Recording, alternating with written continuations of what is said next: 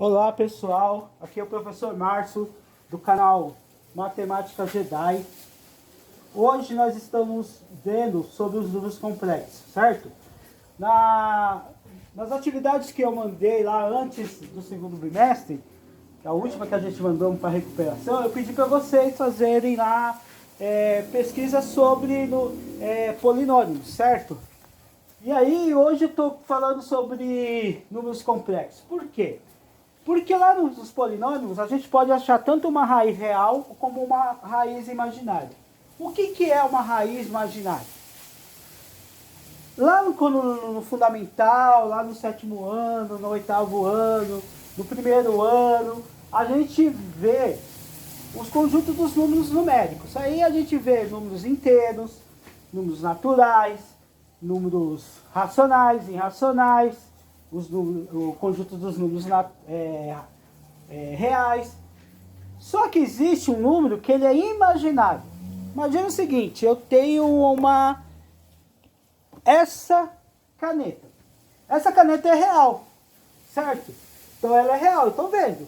Mas eu falo para você, eu tenho essa caneta aqui e tenho uma caneta de ouro.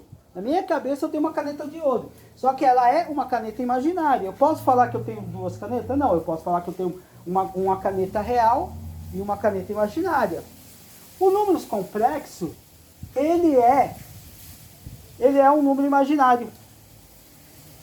Por exemplo, nós resolvemos algumas equações e ela dá uma raiz negativa, certo? Como ela dava uma raiz negativa, o que acontecia? O professor falava para vocês assim, ó, como a raiz é negativa, não dá para resolver.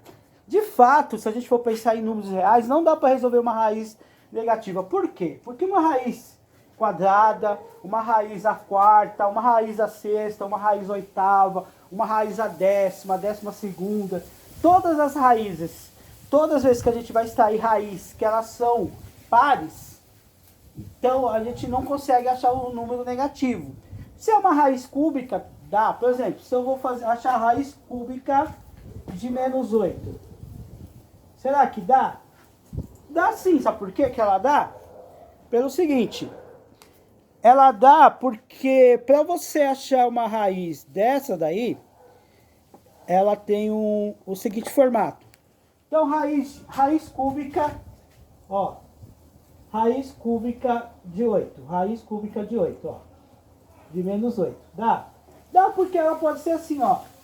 2 vezes 2 vezes menos 2. 2 vezes 2, 4. 4 vezes 2, 2 vezes 2, 4. 4 vezes menos 2, menos 8. Então você consegue voltar uma raiz cúbica. Se fosse uma raiz quinta, conseguiria. Porque você sempre vai ter um número diferente, né, que pode ser negativo. Como ela é ímpar, um deles pode ser negativo. Já uma raiz quadrada, não pode. Ó. Se eu tenho lá raiz 36, raiz quadrada de menos 36.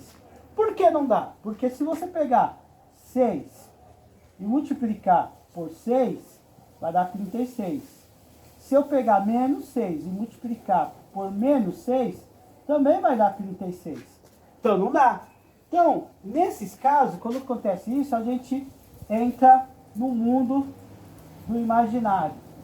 Então, ó, o carinha, eu vou mostrar aí essa daqui, ó. O meu professor chegou e falou assim, determine as raízes dessa equação x ao quadrado menos 2x mais 2, que é igual a zero. Bom, aí eu fui lá, apliquei o Bhaskara, né? E o que aconteceu quando eu apliquei o Bhaskara? Coloquei lá menos b mais ou menos raiz quadrada de b ao quadrado menos 4ac, dividido por 2 vezes a. Essa é a forma geral de Bhaskara, certo? Todo mundo, não vou escrever a forma geral de Bhaskara porque vocês sabem, né? Que é a forma geral de Bhaskara. Bom, aí eu fiz. Aí ficou 2 menos 2 ao quadrado, 4. Certo? Vezes 4 vezes 1 vezes 2. O 1 é desse x aqui, porque não tem nada, é 1. E o 2 é aqui, ó. Então ficou 4 vezes 2 vezes 2, 8. 4 vezes 1 vezes 2, 8. Como eu tinha o negativo, ficou menos 8. 4 menos 8 caiu numa raiz de menos 4. Ah, caiu numa raiz de menos 4. Se eu tivesse lá na oitava série, no primeiro ano, no nono ano, o que eu ia fazer? Professor, olha, não tem solução, porque eu caí numa raiz de menos 4 e eu não consigo extrair raiz negativa, raiz quadrada negativa. Bom, se você estivesse lá no oitavo ano, essa seria uma resposta perfeitíssima. Mas nós estamos no terceiro ano, né? E no terceiro ano, vamos inventar uma brincadeira. Então, o que acontece? Olha só, eu peguei aqui o 4, eu extraí a raiz normal, deixei aqui, né? Aqui é mais ou menos, tem um mais aqui, né? Deixei aqui. E o que acontece? Aí eu achei os x linhas. X linhas e x duas linhas. Dividir 2. 2 mais 2i por 2. Então ficou 1 mais i. 1 menos i. Pronto. Resolvi essa equação. Então, aqui eu acho, nessa equação eu tenho o quê? Duas raízes imaginárias. Certo? Então essas duas raízes imaginárias, eu tenho isso daí. Beleza? E a gente pode representar, isso daqui ó, vai cair da parte... Vamos lá, a gente pode representar isso daí em duas formas. A gente pode representar, a gente sempre vai representar assim, ó. X, a caneta aqui hoje está difícil. Comprei uma caneta nova e mesmo assim já está difícil. Ó, X é igual, Z é igual A, que é real, mais B, que é imaginário. Então, sempre aqui vai ser real e aqui sempre vai ser imaginário. Isso a gente pode representar também geometricamente, no plano de Argand-Gauss. É um matemático aí, certo? Aqui, ó, parece um P, mas não é um P, é Rho, tá? É uma letra grega que parece com um P, que é Rho, tá? Ela é mais ou menos assim, ó. É o Rho. Certo? E aqui é um P, tá? Esse é um P. Então, o que acontece? A gente pode representar geometricamente. É um plano cartesiano, que a gente já trabalhou, mas nesse caso aí a gente chama de plano de Argand-Gauss. É parecido com o plano cartesiano. O que muda desse plano de Argand-Gauss para o plano cartesiano? Que o Y vai ser os valores imaginários.